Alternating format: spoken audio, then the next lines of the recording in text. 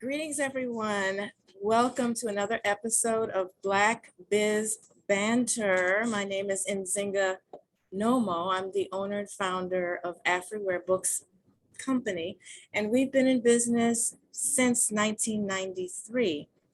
Afriware Books prides ourselves on providing a platform for authors, artists, and advocates that instill us with a sense of cultural pride. And today, we are so excited to have a very special guest who is the author of the book Invisible Queen. And you should see right now, I have my copy right here. Invisible Queen, Mixed Ancestry Revealed. Queen Sophia Charlotte, Queen of Britain and Ireland, 1761 to 1818. I'm going to, the format for today's podcast, I'm going to formally introduce Dr. Myers, Stephanie Myers, the author of the book. And we have already prepared five or six questions ahead of time for her to answer. And then if there's time at the end, we might add a bonus question. And then I'm just going to close out thanking her and inviting you to purchase a copy of her book, which is, excellent, excellent book. Okay, so I will start now by introducing Dr. Stephanie Myers. She is the national co-chair and founder of Black Women for Positive Change. She's president of the Positive Change Foundation and vice president of R.J. Myers Publishing and Consulting Company, headquartered in DC. She's the author of the book Invisible Queen, Mixed Ancestry Revealed, which tells the story of Queen Sophia Charlotte, mixed race Queen of Britain and Ireland, 1761 to 1818. Dr. Myers is a recipient of the 2022 Lifetime Achievement Award, and congratulations on that, from the Top 100 Registry. Recipient of the 2020 Albert Nelson Marquis Lifetime Achievement Award, and a 2019 inductee of the Continental Who's Who Pinnacle Professional Member Award. She's also co-chair of the Alumni Committee for Capital City Links and member of Delta Sigma Theta Public Service Sorority. Dr. Myers is married to Roy J. Myers, president of R.J. Myers Publishing and Consulting Company, and is the proud bonus mom of 3 adult children, grandmother of 5, and great-grandmother of 3. Please join me in welcoming Dr. Stephanie Myers. Yay! Thank you, Ms. Ingham. Thank you so much. And I just want to publicly thank you for allowing Afriware Books to make your book available to the public when it was released. I remember people were calling, asking for the book, where could they get it? And every author has the option of exclusively offering it themselves. There's other online sources that they could use, and we were privileged and honored in 2017 to be one of the first that you worked with. That is a big, big deal for us, and I just want other authors to follow your example. Really, really, and truly, this kind of partnership, assists in our business still being here, over almost 30 years now. So thank you publicly for that. This book is transformative. This book, thankfully, is beyond the borders of Google. Okay, Google ability. I really, truly appreciate your research skills in diving so deep that even today's cursory search on YouTube cannot even find some of the um, images that you show, some of the references that you have, and it just speaks to the quality of your research. So thank you, thank you, thank you, thank you. So let us begin, because I just want to say that because everything is not found on Google. Okay, people need to know that. We have our first question. Okay, first things first, is the Queen Charlotte you describe in your book the same as the Queen Charlotte character featured on the TV show Bridgerton and in the new upcoming series, I think they just announced this, about Queen Charlotte as a child? Yes, it is. And thank you for the very kind words that you just expressed. It's very important for an author to get feedback. So thank you very much for that. But yes, as you mentioned, we connected in 2017. So Invisible Queen was out there for a few years. And then Bridgerton came along. And it was quite fascinating to see Queen Charlotte, who was not in the original Bridgerton book, but the production company decided to add the character to the production. So yes, it is the same Queen Charlotte. And I understand that Chandra Rhimes is bringing out a new series about Charlotte as a child and as a young woman. So that's great. And yes, it's the same woman that we're talking about. And your readers, and when they get copies of the book, they'll read about her childhood from my perspective and the research that I did. This is excellent. I'm so glad they chose the same name to be in line with her actual name. That is a great tie-in. That does, you don't need to there won't be as many questions. There'll still be questions, of course. And the personalities are very different, however. The way she's portrayed in Bridgerton is no connection to the Charlotte that I know. Okay. The queen that they portray is all, falderall, the gowns, the hair, the wigs, which of course I'm sure was part of her life, but there was so much more to her. Okay, we look forward to hearing more about her shortly. Second question, who was Sophia Charlotte and how did she come to marry King George II? Well, Sophia Charlotte lived in Germany. She was raised in an area called Mecklenburg, Germany. And she was a very smart young woman. In the time that she was raised in the 1700s, girls didn't go to school. But her father, who was the Duke of the area of Mecklenburg where she was raised, and her mom, who was the Duchess, Elizabeth Albertina, they must have discovered that Charlotte was smart and decided, okay, we're going to educate this young lady. So she went to to high school. She went to a school when she was a young woman. So when King George III, when it was time for him to be taking over the throne as a young man, his mother was kind of concerned. Her name was Dowager Augusta. I think she was a little concerned that he was not ready for prime time. It was even rumored, and your readers will read about it in the book, it was even rumored he had a relationship with a Quaker girl on the side and had a few children, kind of an out of wedlock situation. So they decided they needed to find a bride for King George III. And they looked all over Europe. They looked at the families that had some type of status and prestige. And when they came to Germany and learned about this young lady who'd been to school, who was educated, and from a family whose dad was a duke, they selected her. And it was really a recruitment effort. They put the net out all around Europe, because you can imagine the one they wanted to be the Queen of England, they wanted to be special. And I believe they also wanted her to be smart, because they knew George had some issues and that really he was going to need to have a smart woman by his side if he was going to make it as king.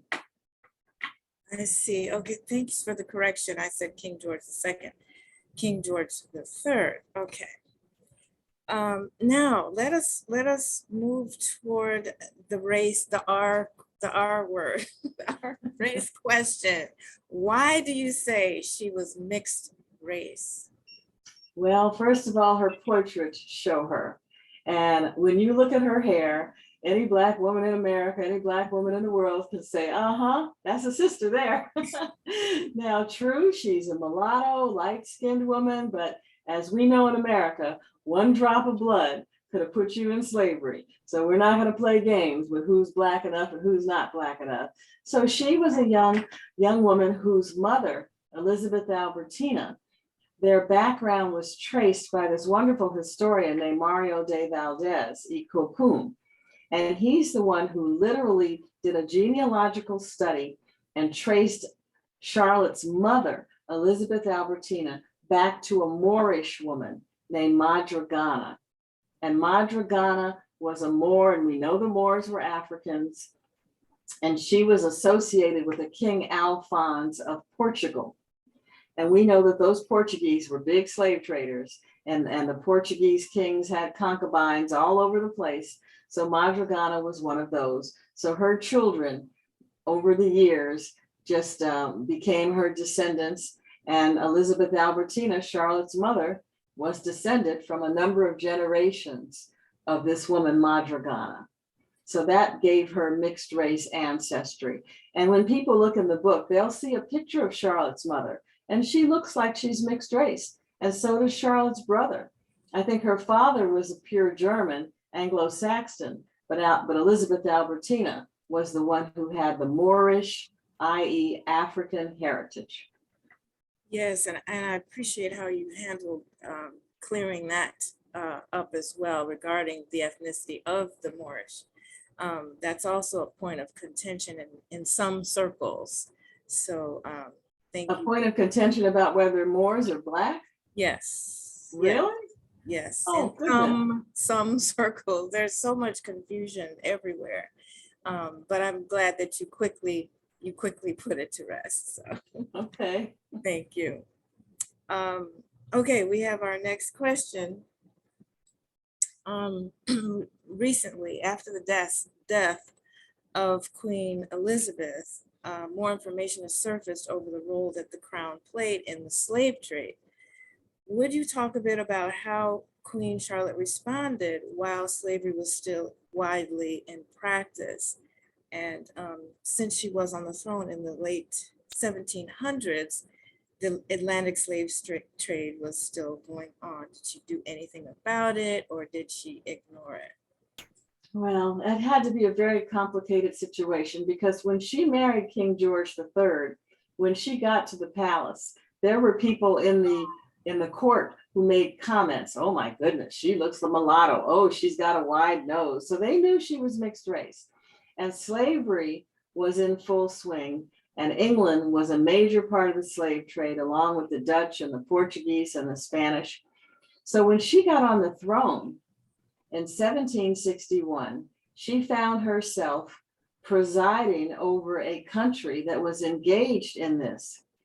So one of the ways she responded is you had a really strong core of abolitionists in England during that time, and they were fighting against it. The Quakers were against the slave trade, and they had a movement that they started called the anti-saccharin movement. Now, saccharin means sugar. So there was this kind of a protest movement, the anti-saccharin movement in England.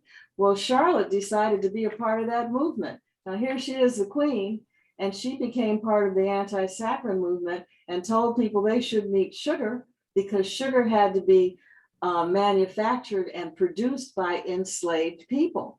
That's what the anti-saccharin movement meant. It meant that if you were against saccharin, you were against the sugar trade. And the sugar was coming out of the West Indies. It was coming out of South America. It was coming out of the southern states of the colonial area here in the United States. So Charlotte actually told her kids, we're not having sugar here. And what's very interesting is in the book, your readers will see a cartoon that someone drew of Charlotte and George, King George, at a table with their daughters. And the picture of Charlotte is very Negroid in the way that she's portrayed. There's no doubt that she's a Black woman. And the cartoon is kind of trying to make fun of the fact that she told her daughters they couldn't have any sugar in their tea. So she's telling them in the cartoon, you can't have any sugar, and the daughters are all frowned up.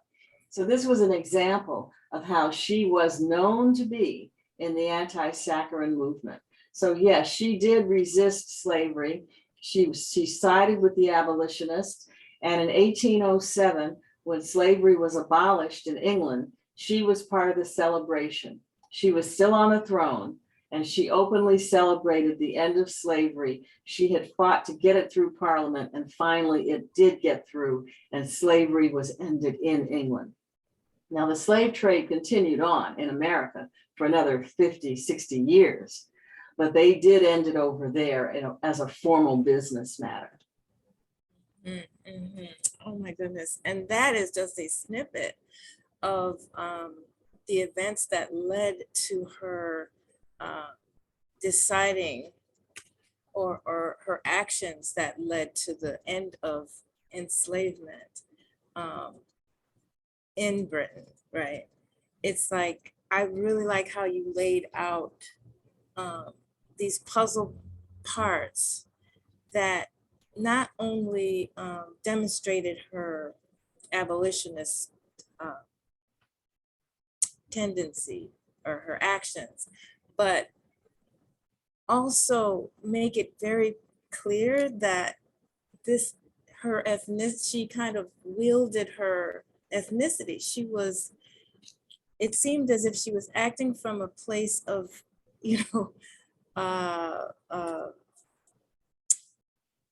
like Bunch of knowledge. she knew she was black, she knew she was black, okay, and she was proud she was black. Yes. And she knew what she was doing, and I think so. Absolutely. that's how it seemed, Absolutely. And for your readers, Nzinga, when they get the book, any of your readers who are fascinated about the whole Revolutionary War era and how she was the queen during that time, there were Black people enslaved in America who joined the British Army to fight against the colonials here in America, because the colonials ran the plantations. So you had Black people who were enslaved running away from the plantations in Virginia and North Carolina.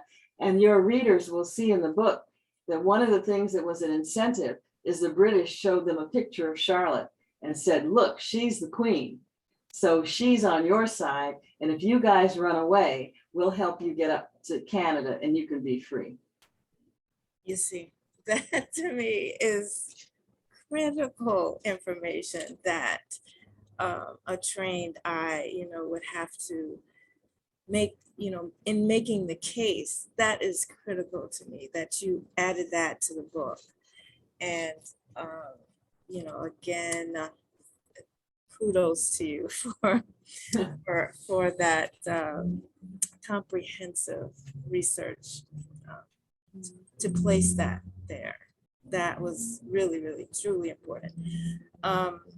Okay, there's so much more there too that I want to encourage everyone to get this book. We're only touching the surface here.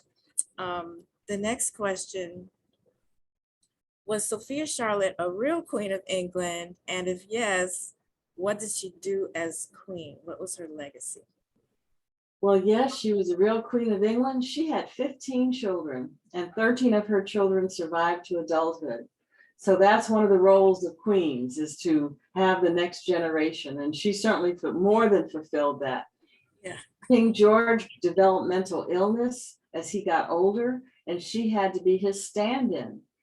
And so she was the queen, really ruling the country at times when he was locked into his bed and tied into his bed. It was never clear exactly what mental illness he had. I think it was either schizophrenia or bipolar disorder from the way that they describe it. So yes, she was the queen. She was the one who had to be the steady hand at the throne, to interface with heads of state from all over the world, which she did, to interface with the parliament, and to keep the country going. She was queen for 57 years, which is just remarkable.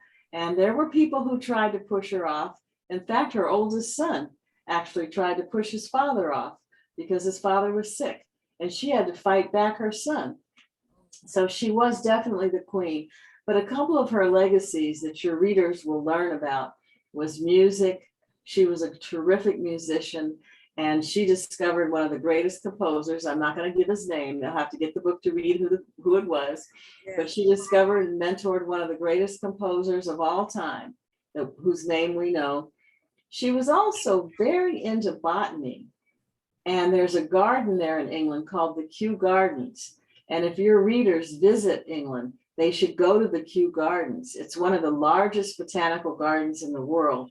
Well, she didn't create it. King George III's mother did, but she expanded it. And so you can find samples of every plant in the world that is known in this garden. And that was part of her mission. So she was very intellectual, very smart, very passionate, very dedicated to music, to her family, to the botany. She was even fascinated with space.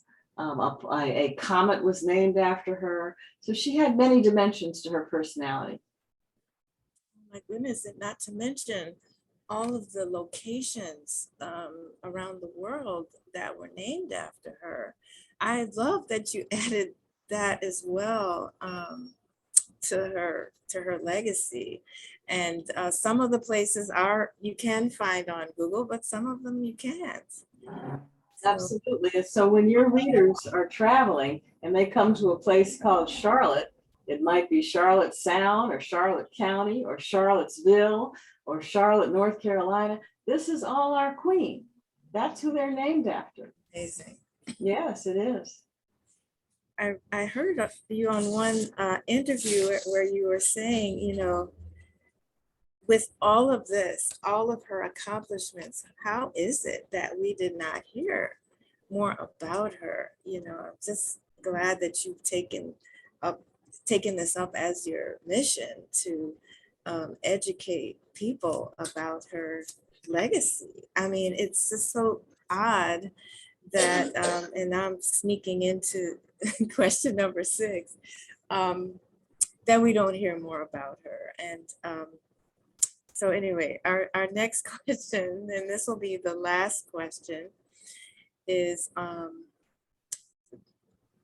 Meghan, about Meghan. Okay, are Meghan and her children the first mixed race royals? And whatever else you want to say about Meghan. Well, Meghan from my hometown in Los Angeles, California, she herself is making history every day, marrying into the royal family. And of course, we know that Meghan is mixed race. Her dad is a white guy, her mom's a black woman. That's just out there. But no, she wasn't the first mixed race royal, because when you look at King Charles today, King Charles's mother, Queen Elizabeth, was descended from the same line that Queen Charlotte was the mother, the maternal ancestor for. So Queen Elizabeth was 5 generations from Queen Charlotte. And one of Queen Charlotte's granddaughters was Queen Victoria. And we heard a lot about Queen Victoria in history. So King Charles, according to my research, is 6 generations down from King George III and Queen Charlotte. So the DNA is still there. So no, Meghan is not the first mixed royal. Archie and Lilibet come from a line of people. And it's just like in America, there are many, many mixed race people that are walking around saying that they're white, but they have heritage that is Black DNA. It's just after enough generations go by, the color kind of drops out. But there are many generations, just like we have Black people who have mixed race heritage, there are many white people with mixed race heritage. And this family is one of them, whether they choose to acknowledge it or not. Okay, exactly. Or not. And I again commend you for bringing the light, bringing this to light, because that's the thing about history. It's empowering to know, as you said. I want to read your dedication. You said, treasure your heritage. It strengthens us all. And this is a part of our heritage. A queen, you know, and many, many more, of course. But it's because it is hidden from us. The mystery surrounds surrounding it makes you wonder why. Why is this hidden? And knowledge of it is empowering. It is empowering to people. So Absolutely. And that's why movies like Wakanda and Black Panther are so important. We have to tell our own story. I can see behind you, you have Black books there on your shelves. No one's going to tell our story for us because we have to know that the kind of oppression that people of color have had in the world, a lot of that comes out of the feeling of loss, the feeling of low self-esteem, the feeling of failure. As long as people can make you feel that you're not worth anything, then you don't really fight or compete. But once you discover that you got a queen for 57 years who was transformative in the world, well, that makes you feel a lot better. And so yeah. they try to keep all that from us. Like right now, they're trying to take the banned books out of the schools because they don't want to see Black history taught to white kids or other children of color. Well, why? It's the same thing. Why would you ban books? So just like they banned Queen Charlotte, today they're banning books. It's part of the same mentality. And we have to resist it, and we have to tell our own story. Absolutely. Take ownership and keep spreading the word as you have done so eloquently in this book. And in closing, I want to again encourage everyone to go to our website. That's afriwarebooks.com. A as in Africa, F as in freedom, RIWARE books.com. And just go to the search bar and type in Invisible Queen. You will find it. You will find it immediately. Well, thank you.